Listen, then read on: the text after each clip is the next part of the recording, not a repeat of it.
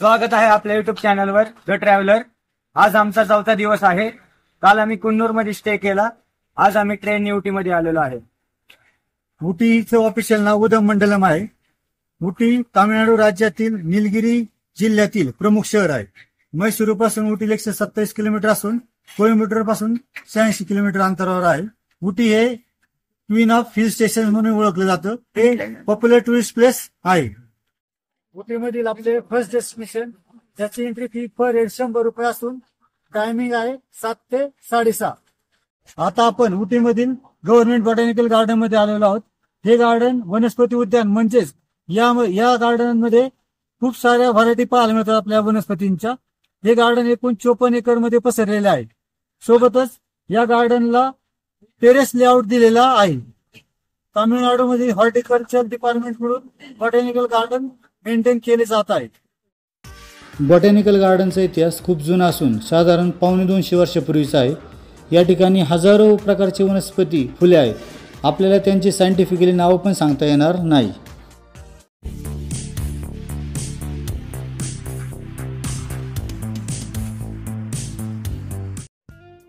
इथे आपल्याला युनिक आणि एक वेगळीच आयडिया पाहायला मिळते, ज्यामध्ये भारताचा मॅप छोट्या छोट्या प्लॅन्ट्सने बनवला गेला आहे, जो की खूप भारी दिसतो आहे।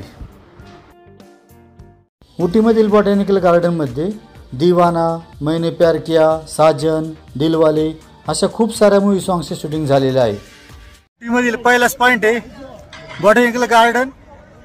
ह्याच पॉइंटला थकले सगळ्यांनी बसलेत खाली। Energy level down. मोठा चला अजून 4 पॉइंट करायचे।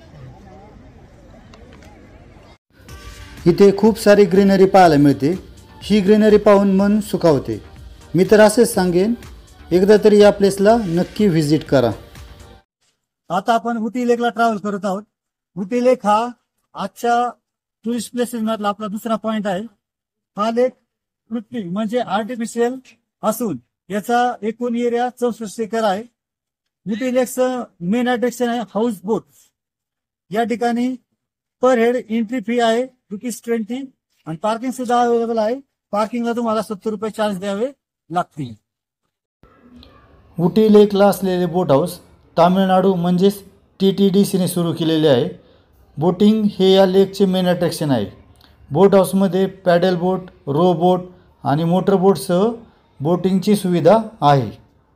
उटी लेकला आपल्याला सेल्फी पॉइंट म्हणजेच आय लव्ह उटी असं एक फोटोशूट साठी किंवा व्हिडिओग्राफी साठी एक पॉइंट बनवला गेलेला आहे।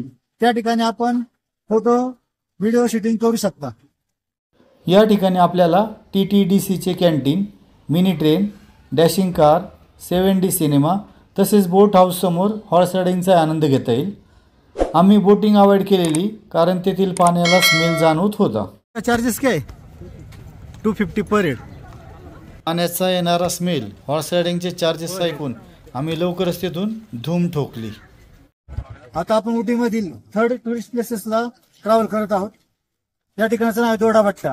दोडाबट्टा हे निलगिरी पर्वत रांगेतील सर्वात उंच शिखर आहे, पर्वत आहे। हे उटीपासून 9 किलोमीटर अंतरावर असून उटीमधील सर्वात पॉप्युलर टुरिस्ट अट्रॅक्शन आहे। बहुतेक वेळा अशा ठिकाणी आपल्याला ट्रेक करून जावं लागतं, परंतु या ठिकाणी आपल्याला ट्रेक करायची गरज नाही, आपली कार येथपर्यंत येते। या ठिकाणी खाण्यासाठी वेगवेगळ्या प्रकारचे चाट्स आणि शॉपिंगसाठी स्टॉल पाहायला मिळतात। दोडापट्टा पीक व्ह्यू टॉवर या ठिकाणी येण्यासाठी पर हेड चार्जेस 10 रुपये असून याची समुद्र सपाटीपासून उंची 8652 फूट आहे। दोडाबेट्टा हा कन्नड शब्द असून त्याचा अर्थ मोठी टेकडी असा होतो। दोडाबेट्टाच्या वरच्या बाजूला एक वेधशाळा आहे, ज्यात लोकांसाठी 2 टेलिस्कोप उपलब्ध करून दिलेले आहेत। सीझनमध्ये दररोज हजारो टुरिस्ट या ठिकाणाला भेट देऊन जात असतात। इथे आल्यावर ढगाळ वातावरण नसेल तर आपल्याला व्ह्यू पाहायला मिळतो। आमचं गुड लक चांगलं होतं की आम्ही व्ह्यू पाहू शकलो। इथून आपल्याला Karnataka border, Ooty city view असे बरेच व्ह्यू पाहायला मिळतात। चौथा पॉइंट सांग तसं सांग। आम्ही आतलं गार्डन, रोज गार्डन फिरून आलो, पण खूप पाऊस होता तर आम्ही अर्ध्यातून माघारी आलो। खूप छान आहे रोज गार्डनचा व्ह्यू, आम्हाला मस्त आवडला। हा आमचा 4था पॉइंट आहे आजचा। छान आहेत गुलाब बघायला नाही मिळत असे व्हरायटी ऑफ रोजेस इथे बघायला मिळेल तर नक्की विजिट करा रोज गार्डन. रोज गार्डनमध्ये सुमारे 2200 जातींसह 20,000पेक्षाही जास्त गुलाब आहेत. या गार्डनला गार्डन ऑफ एक्सलन्स म्हणून मान्यता मिळाली आहे. हाय, तर आम्ही आता रूमवर आलोय आणि सकाळी आम्ही 7:30लाच घरातून निघालो होतो. तर आमची 7:45ला टॉय ट्रेन होती. तर त्या ट्रेनने आम्ही उटीमध्ये आलो आणि उटीमध्ये आल्यानंतर आम्ही फर्स्ट बोटॅनिकल गार्डनला गेलो. त्यानंतर लेक, जो उटीचा लेक आहे तर तो तिथे गेलो. त्यानंतर मग आम्ही गेलो दोडाबट्टा, त्यानंतर आम्ही दोडाबट्टाला गेलो.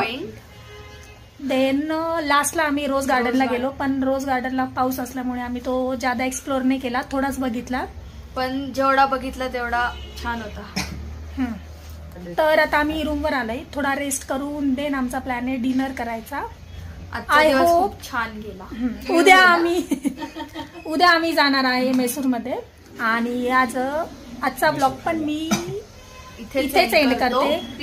जर नेहमीप्रमाणे तुम्हाला द ट्रॅव्हलरचे ब्लॉग आवडत असेल तर त्यांच्या चॅनलला पण लाईक, शेअर, कमेंट आणि सबस्क्राईब करायला पण विसरू नका. आणि बेल आयकॉनला पण क्लिक करा, म्हणजे तुम्हाला जेव्हा ते कधी व्हिडिओज टाकतील तर त्याचे नोटिफिकेशन पण तुम्हाला येतील. सो त्यांच्या चॅनलची टॅगलाईन आज आम्हीच बोलणार आहे, हिंडावं फिरावे मस्त मजेत जगावे. Bye bye. आपल्या चॅनलचे नाव द ट्रॅव्हलर. हिंडावे फिरावे मस्त मजेत जगावे. बाय. भेटूया नेक्स्ट ब्लॉग मध्ये. बाय. बाय.